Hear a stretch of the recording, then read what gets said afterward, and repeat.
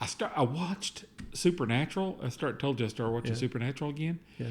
And I got so depressed. Yeah. Well, I love the show, and I've seen the. I don't know if you've seen the meme of, and it's shows the vampires in the cafeteria from Twilight. Yeah. Right. Yes. And then it shows the brothers, and then Dean goes, "Son of a bitch!" Yeah, and I'm like, "I'll watch that movie." I think that Supernatural is one of the great all-time shows. I really do. Oh, it's and it puts.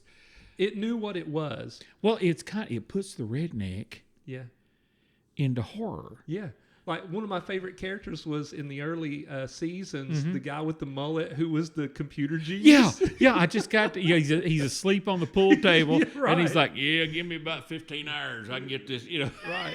But, Supernatural knew what it was. It knew, and now obviously it had some bad seasons, but overall, it knew what it was. It knew when to take itself seriously, and it knew when to get stupidly silly. It made fun of itself. But see, and this is what I tell my son, because he's a creator too. He's got a comic book. Yeah. And we talked about this early on. We said, whatever you think you might want to do in your universe as you're creating it, you need to do it early. Yeah. Even if you only do it once, you've established it. Because if your universe takes off, if Nevermore Hollows takes off, and we've never done any type of comedy, right? Well, when we try to do comedy in it, people go, "There's no Nevermore Hollows." You got to establish it early on. Well, they did a Scooby-Doo crossover, which was amazing. With that's my favorite Scooby-Doo episode. Yeah, has been my entire life. Yeah, and I loved it. Yep. I loved it, and I've been wanting to do a picture, of all that, because I'm a huge Scooby-Doo guy, and I thought that was brilliant. Yeah, I thought it was absolutely amazing. And they couldn't have done that had they not set it up early on that they were willing to poke fun at themselves and take big risks. That was a huge risk creatively. Oh, yeah. It's like, what was it? Strange New Worlds, Star Trek, doing the musical episode. Mm-hmm. I watched it. I enjoyed it. But I looked at my wife afterwards and I said, I think they just destroyed the franchise. Yeah. But they didn't, because they're having fun inside their universe. Yeah. They explained why this happened, and it ended up with a Klingon boy band, which that's never going to leave my skull. Right. It's always awesome. Well, talking about taking creative risks, right, and talking about my background in comedy, and I do think that there have been episodes I've put out that is clearly tongue-in-cheek. Oh, yeah, right? yeah. Drug of the Damned is one of our most popular episodes, and it's clearly redneck humor, right? But one of the things that we're going to be doing soon, okay, is Brother John Fite came up with this. Yeah. As we're talking, he's the guy that's playing Darwin Gallows in our Patreon episodes. Right. He says, well, you're a comedian, or was, and, I am in that realm now. He is, because of his character, John Cougar Methenkamp. He goes, what if we did an alternate reality reading of some of your episodes? Well, I'm not a stand-up comic, but I never was a class clown, but I wrote for the class clown. Right. So I would say stuff under my breath that the class clown would pick up. So I'm right. And you're a funny guy, right? Yes, I try. You are. We have a lot of fun offline when we're in our conversations. Yeah. So in this, what I'm letting the people know now is we are going to come out. So after this conversation spawned that in my mind, because I've been wanting to know, how do I get more comedy into the show, but it makes sense. Right. So here's what we're going to do. Mm-hmm.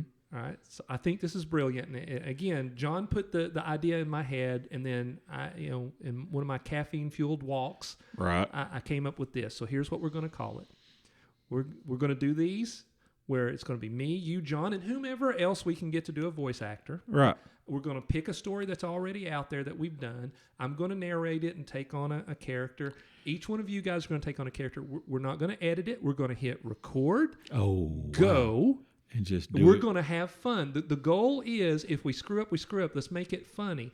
But we're going to call it the Pink Flamingos Trailer Park Players presents a reading of whichever story. That is awesome. And I'm hoping that we, maybe this weekend or early next week, at least the three of us can get together and do our first Pink Flamingos Trailer Park Players Presents episode and put that out. I'm so stoked on that because that's going to be so fun.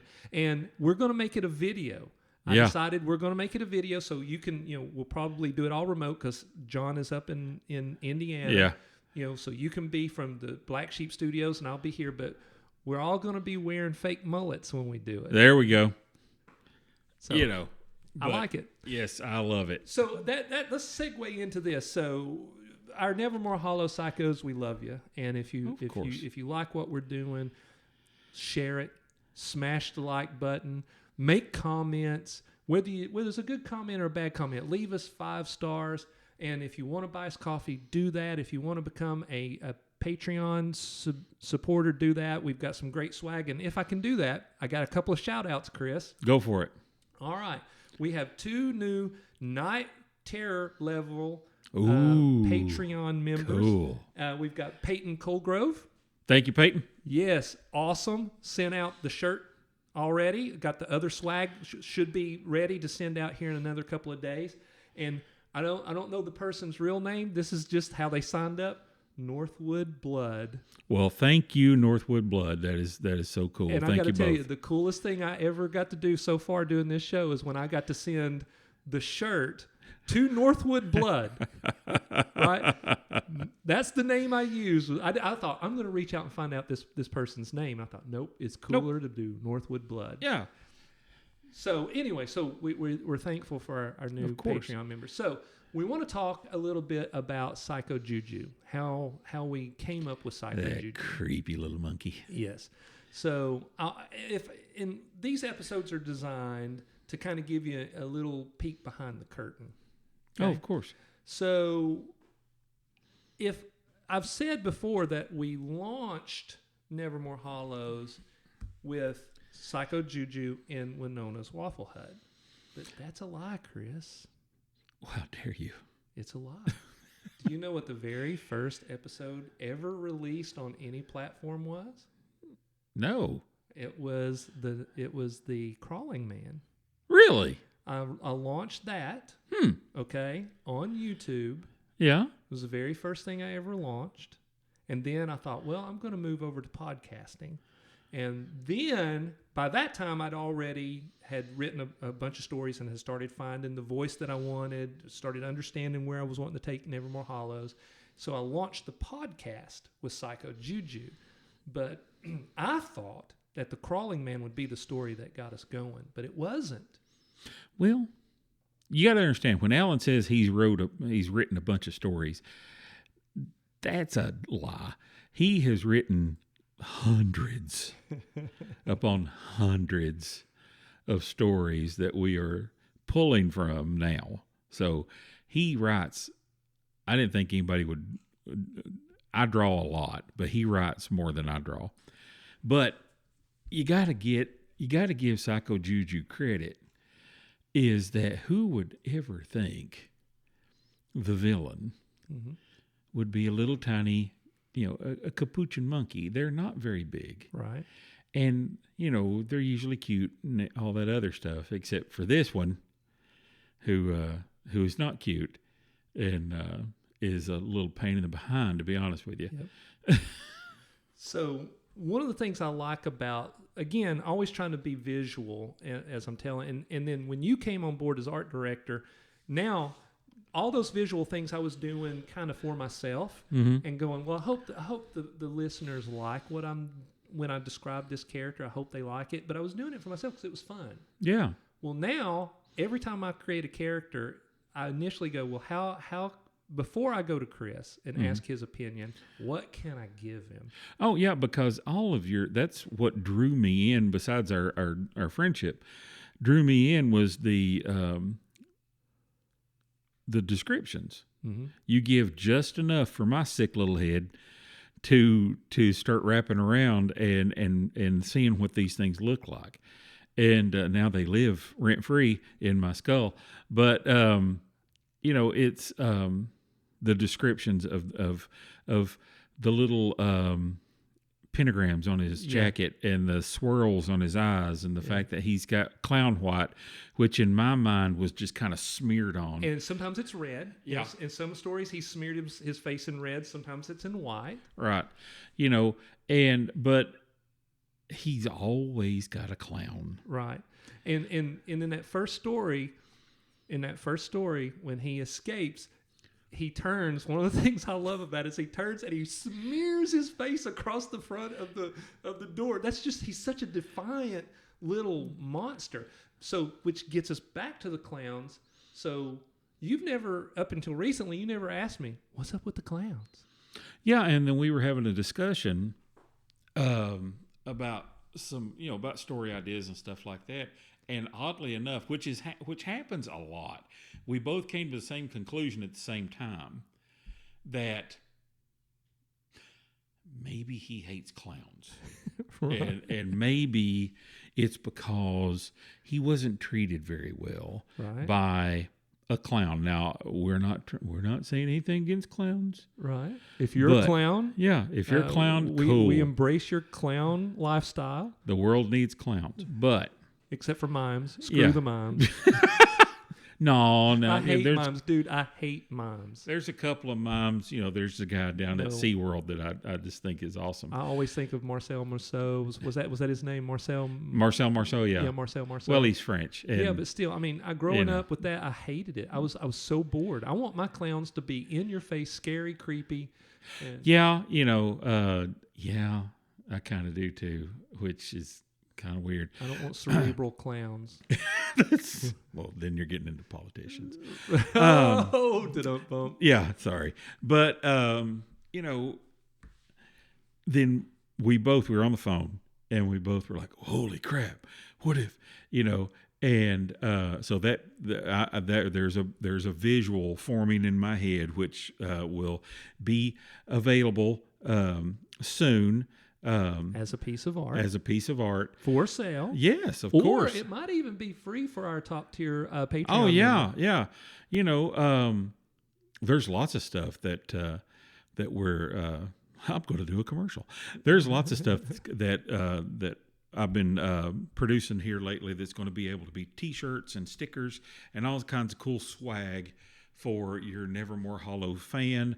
And like I said, you can decorate yourself or you can decorate others. You can even decorate your baby. Yep. You know what? And guess what? As a joke, I did this as a joke. My wife and I, when we were creating some Nevermore Hollows merchandise here a while back, I said, what would be funny is if we could sell panties. You know what? We even have Nevermore Hollows panties. There we go. Or we will when the merchandise launches. There you are. So if that offends you, sorry, but we think it's a hoot that you could buy Nevermore Hollows panties. That is funny, but that in the past, in the far past, that Psycho Juju is very old. Yes. And he's been around for a very, very long time. Right. And part of his persona now is that he hates clowns. Yes. And that's why he always has one on a leash. At least one. There's very dominant. Oh, yeah. To have a clown on a leash. He's showing his dominance there. But, and then unfortunately, in every story that he's been in, the clown tends to buy it really hard. Yeah. He hates the clowns. He's always going to kill that clown. And I think about the poor soul. Was it a clown, or did he just abduct someone and turn them into a clown so that he can abuse them? I think because he is such an evil little critter. And I think that we have also established that Granny Juju knows exactly, or Granny Juju. Sorry, Granny Dingo. Excuse me. Knows exactly what he really is. Yeah, she knows. She knows the secret. So evil can see evil because she looks at him and says, "I know you." Yeah. And then what's he do? He's like, "Holy crap!" Sorry, peace out. He kind of bows out, but I think he abducts these people. Yeah. I think he tortures them and then turns them into these clown minions, let's say. Well, if you really want to get into his psyche, okay, it's the Psycho Juju story, What's in the Box. That tells you exactly who. I mean, when we introduce him, he's clearly this demonic, psychotic monkey, right? And he's got no agenda other than to just bring complete just terror chaos. and chaos. And he hates anything that's good, but and we're going to talk about why he specifically hates little Stevie. Because he always, he's always hating on everybody, but he's always got something special, little Stevie. So he in that story where he has the What's in the Box, he takes that. When the story opens up, the woman is tied to the chair in the old building there, and he walks out, and there's that. As the story builds, he starts making her think that her son Tommy is in the box. Yeah. So it's he just wants to screw with your mind. If he doesn't, and if you'll notice, a lot of times he doesn't succeed in killing the people. No. It's just chaos. His goal is not necessarily to kill. Now, he will kill you if that's what it takes. But his ultimate goal is to mess you up. I love stories like that, and you do several where you're kind of dropped in the middle of the action, as it were. And this one is a good one because with all the players in it, there's only two that really matter, is the woman and Psycho Juju. And, that you're rooting for her to figure it out. You're rooting for her to get away. And but you kind of know if you've been listening that this freaky little monkey is he's a killer. Right. So that's why you think, hopefully if we did the story right, you're thinking the same thing that Amber, the character, right? You're thinking the same thing that Amber's thinking. Tommy is in the box. Oh yeah. And again, so I thought I'd already had a couple of episodes. We introduced him in Winona's, and then he shows up in the field in the haunted carousel, and he announces in that story, I'm coming to bring hell to Nevermore Hollows. Yeah. Okay. So he declares what he's going to do, and in the third one, we see how he's going to go about it. Okay. Yeah. We get deep inside his mind right there. So when he's in there, and he opens up those first doors, and you've got the puppy in the basket. Oh gosh. And he shoots the puppy. Dude, when I wrote that scene, I was like, oh my gosh. One, that is so dark. Two, can I put that out? Do I want to put that out? What are people going to think about what's in my mind? But third, I always go back to something I read in Stephen King said one time in a book on writing, and he said, you got to let the character be who the character is, okay? If the character's going to say a certain thing, he's got to say it. If she's going to act a certain way, she has to act a certain way. So I thought if this is going to be my ultimate evil character in this universe, which he is, right? Oh yeah, and he's a good one. Then he has to shoot this puppy. He's got to shoot. He's got to shoot the puppy. Well, in any story, you have to have a good villain. You have to have a villain that you love to hate. Right. And the hero can only be the hero if he reacts to what the villain is doing. Right. And Psycho Juju he's an excellent villain because in his mind, he's following his own nature. Yeah. He doesn't see anything wrong with what he's doing.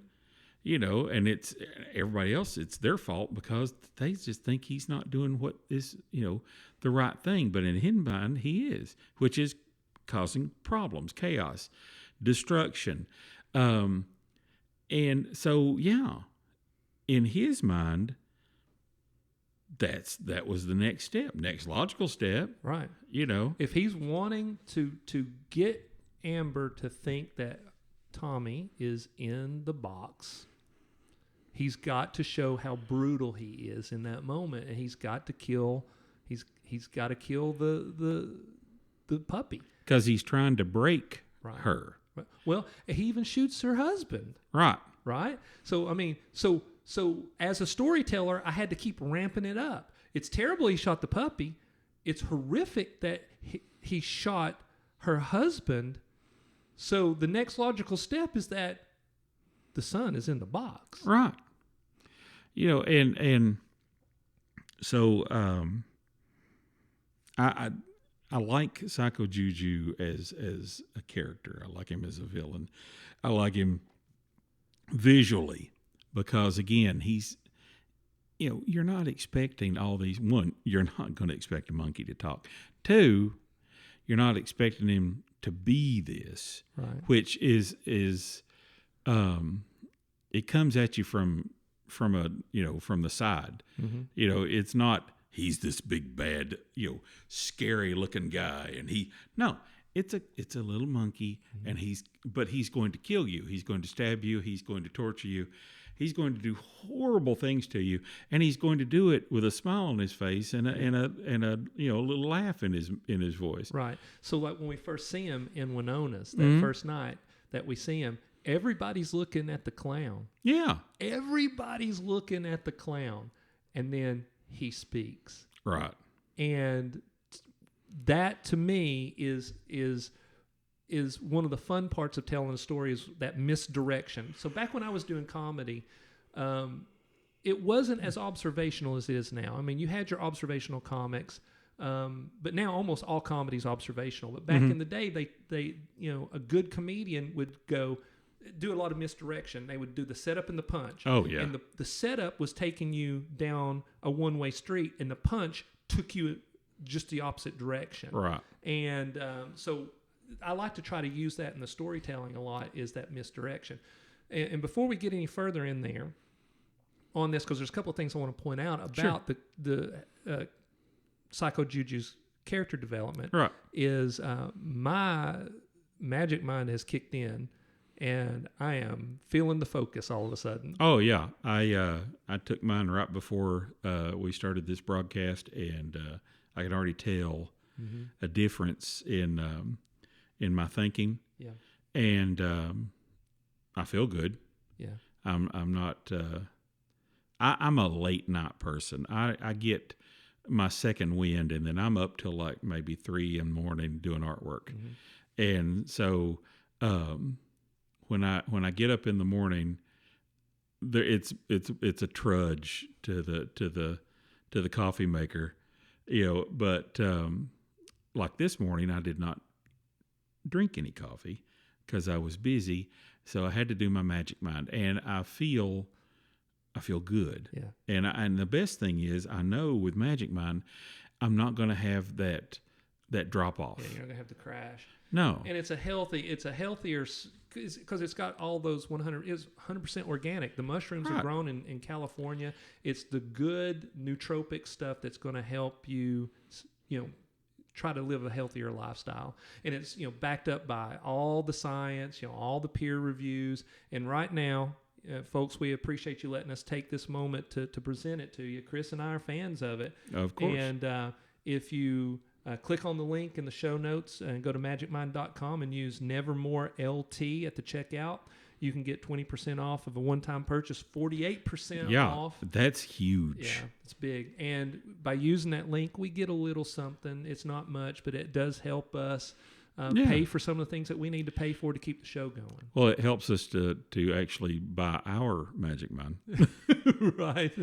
That, you know, that I've come to rely on, and I again, I'm not saying it's, you know, that it's addictive or anything, but the feeling, the clarity is an awesome thing. When you put something in your body that makes you feel healthy, right. you want more of it.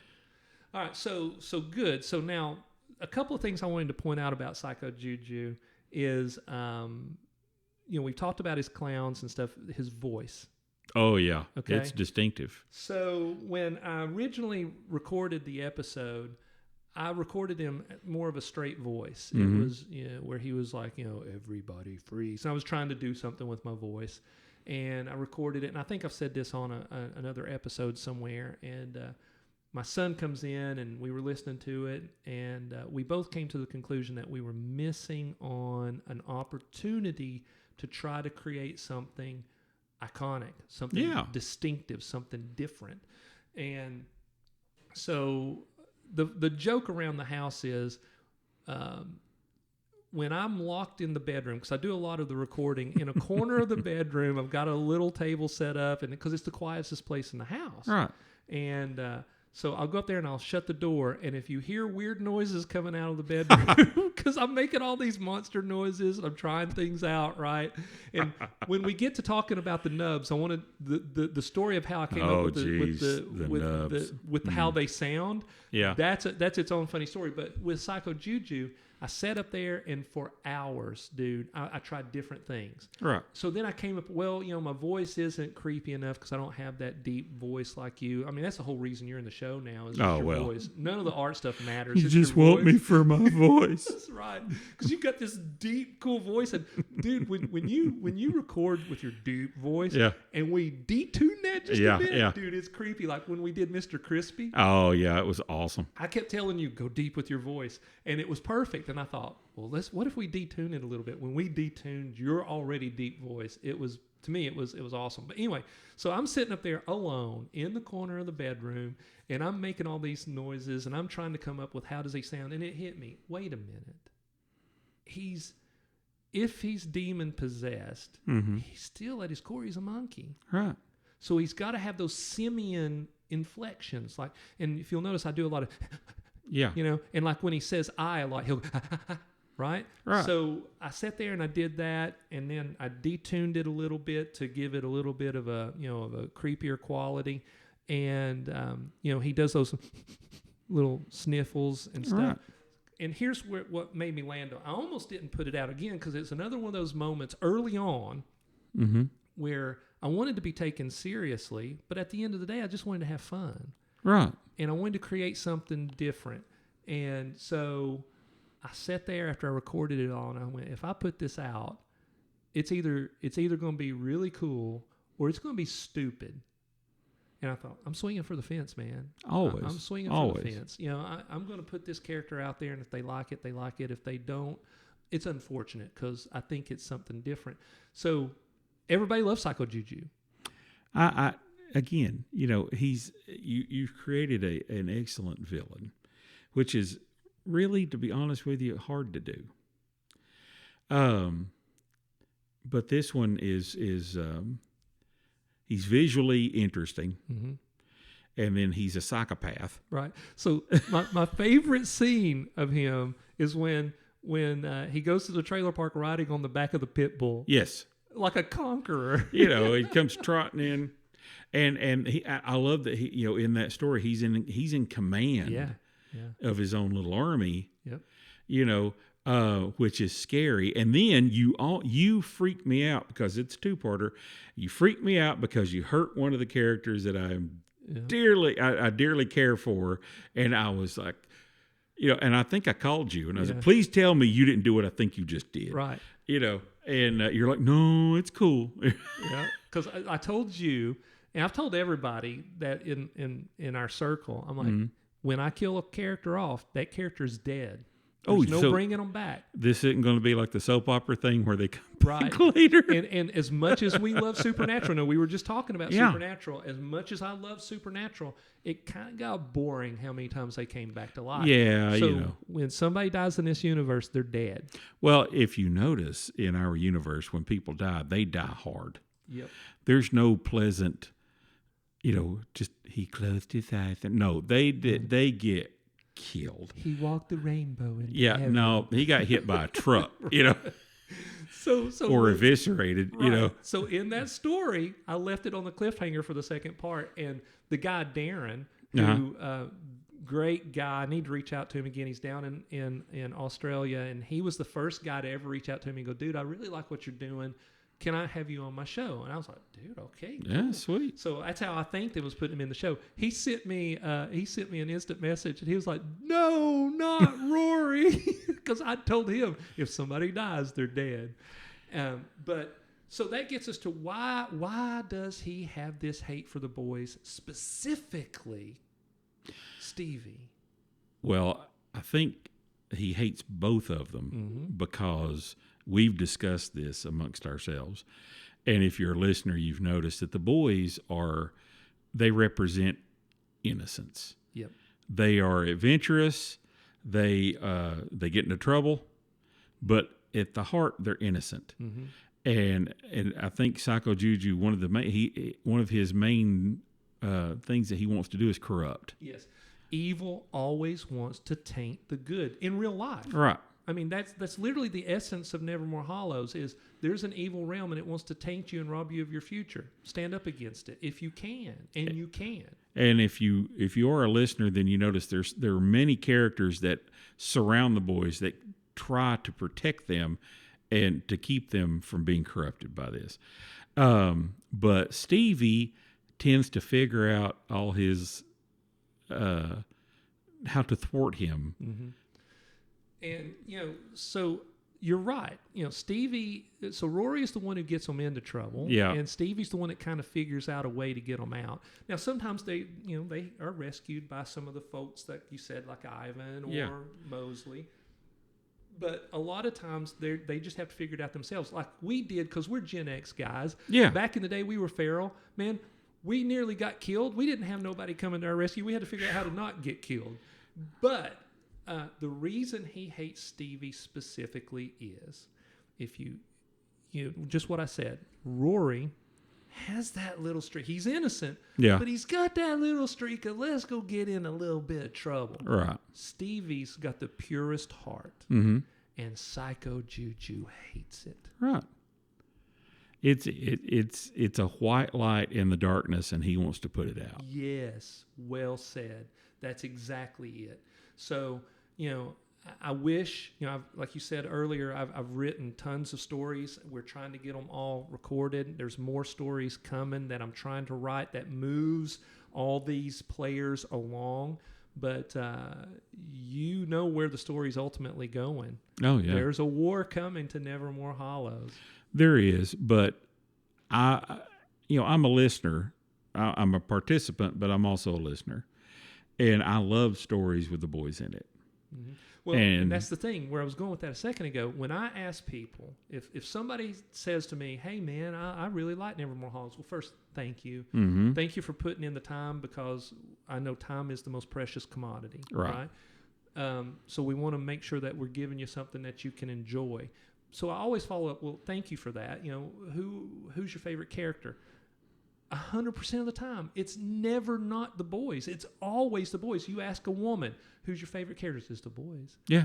You ask a guy, who's your favorite characters? It's the boys. And then on the flip side of that coin, you go, what's your favorite bad guy? And it's Psycho Juju. It's always Psycho Juju. Well, like I said, the boys are, we can all remember growing up, especially, us Gen X guys, of being able to get on our bikes and we're gone all day. Yeah. Nobody cared where we were, and all we knew is we had to be back before the street lights came on, and unless you were poor white trash like me and they didn't care if you didn't come home. There wasn't any street lights. There wasn't any street lights on my road. It was rural, and I wanted to get home because I could hear stuff moving in the dark as I'm racing my bike to the house. Right. It's just that it's that innocence. Yeah. And it's that camaraderie, because they're buddies no matter what. Yeah. They are brothers, they're from different mothers, but they are friends, and you can't break them up. No. And so when you did that, I went, oh, holy crap, and that's a big thing for a reader or a listener to care about a character so much that when you think something bad's happened to them, you're upset. Yeah. You know, it's like when McCready got hurt. Yeah. You called me that day. You went, dude. Yeah. Dude, what are you doing? What the crap, man? You know, because now it's like two boys and their buddies, and now these two boys have a dog. Right. And then I'm like, well, the heck for this is as Norman Rockwell as you can freaking get. You know, of course, our Norman Rockwell is kind of weird, but if Norman Rockwell was in hell. But you know, it's a great story. Well, and you know, I think it's funny. I'm just thankful that we're able to do this and put it out for folks. And gosh, man, I'm thankful anybody's listening, because you know we've said this before too. When I hit send or upload on that first podcast where Psycho Juju was in it, mm-hmm. I literally said nobody's going to listen to this, and if they do, they're going to think I've lost my mind. But I'm glad that people do listen, and I'm glad that people do enjoy it, and I'm glad that you're part of it now. And well, I'm glad this is a wonderful outlet for I guess my psychosis. But it is awesome when you see people, and we have met fans, which is really cool. Who would have ever thought, man? But and to see that people care. Yeah. And that's a cool thing, man. Yeah. That's something that you can't just find somewhere. That's an awesome thing. Well, that lets me know that the effort that we're putting in mm-hmm. is paying off. Again, because, man, you know, you and I talk about this a lot. We're of a certain age. We're closer to the grave than we were 10 years ago, right? Well, yeah. And so we know that time is valuable and precious. So yes. if we're going to create something, we want it to be awesome, as right. awesome as we can make it. Mm-hmm. And if you're going to listen to it, we want you to come away from it and go, dang, man, you know, those cats are really doing something cool. Yeah, yeah. And but anyway, folks, we're going to end it on that note. Chris, yes, Madman Goins, thank you for being part of the show. Thank you for allowing me to play in your sandbox. We're in it together, man. And we will see all of our psychos on the next show. See ya.